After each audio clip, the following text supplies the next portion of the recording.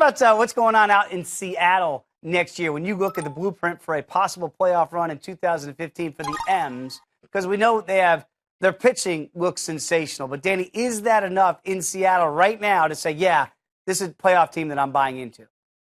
Okay, this is another one of those teams that I'm on the fence with. But Right. since I can't say maybe, right, I'm going to say no to start. Okay. Yeah, just because, yes, they have King Felix and they have Iwakuma, who are great. They have Paxton, a left-handed starter who's a young guy. They have Taijuan Walker, who's a young guy.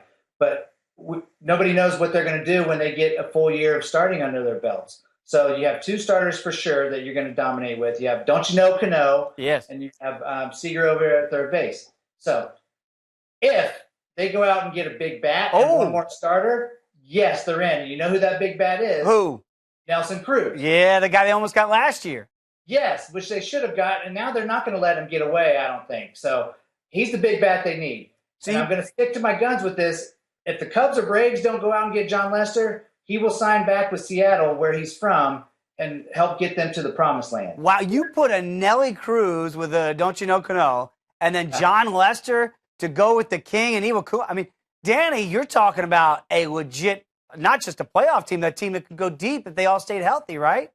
Yeah, and I'm not saying to get both of them because I don't think they can get both. There's no way they can afford to have both of those guys.